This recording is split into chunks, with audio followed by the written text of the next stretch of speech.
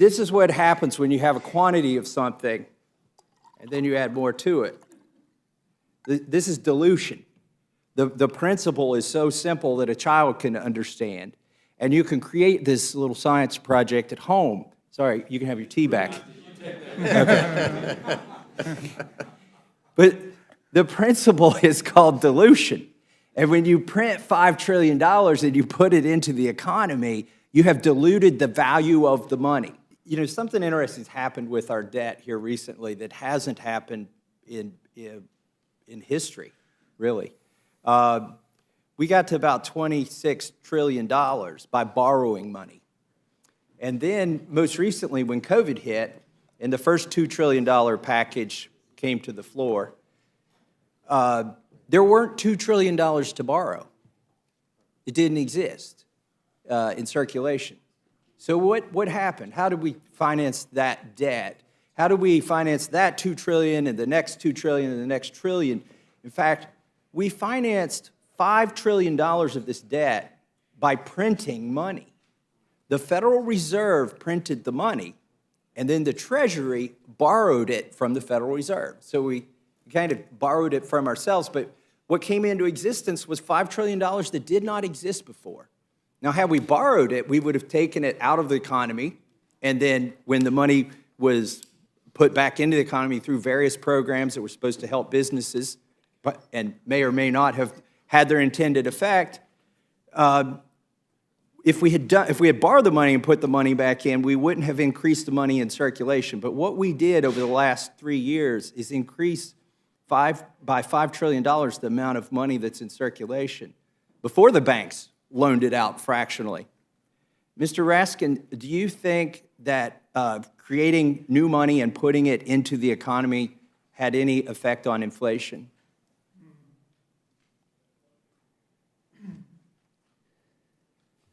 But I assume it does, but I've not looked at the studies about that. I mean, you're talking about the QE2 lending program that the Fed set up with Treasury? This is since QE2. Yeah. This was specifically for COVID.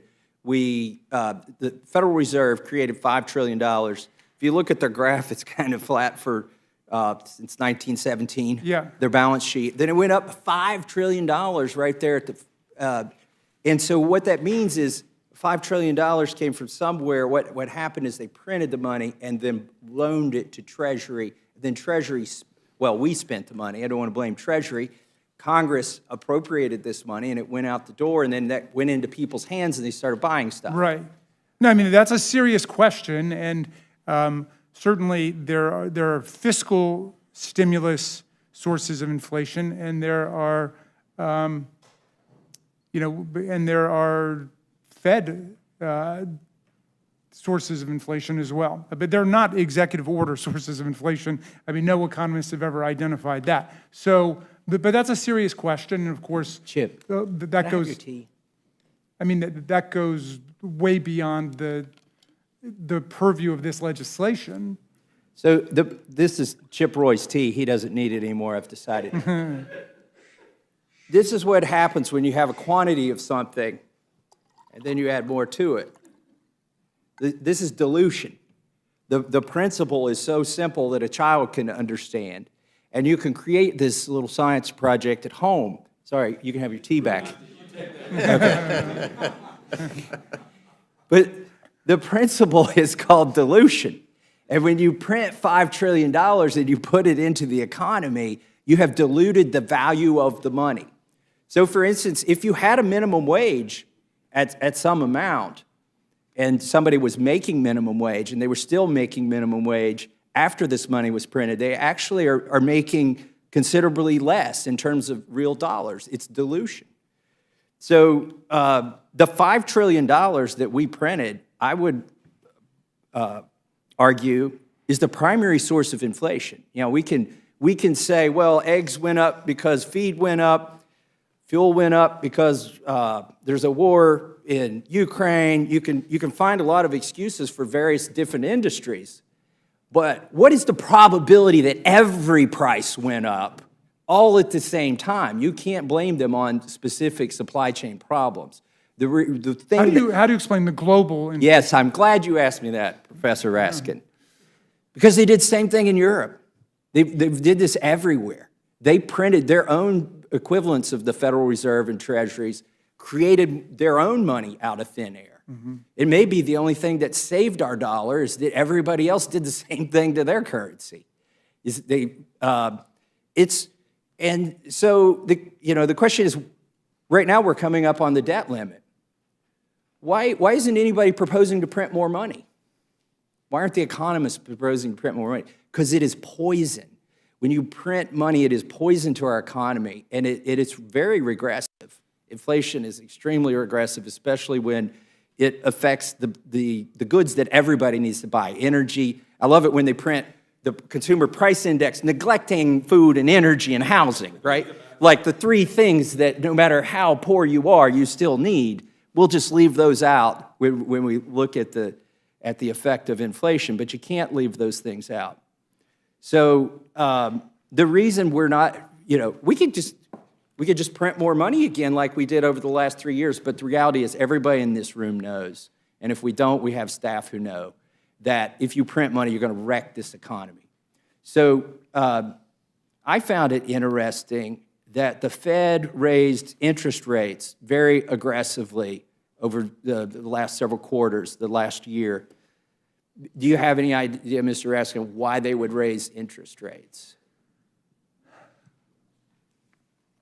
I really don't. I've not followed it that closely. I mean, your line of questioning to me is interesting because I think it goes to what the real sources of inflation are in the economy and what the money supply is and so on.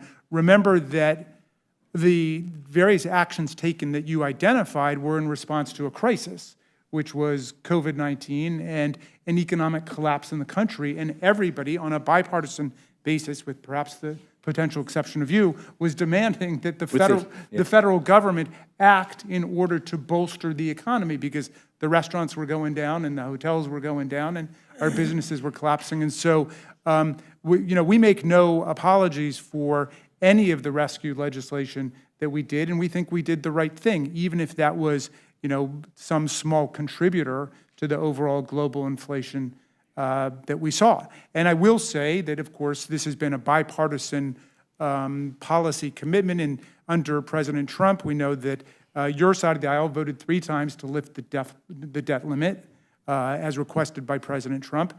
And President Trump's own spending contributed 25% of the total debt of the United States from George Washington to Joe Biden.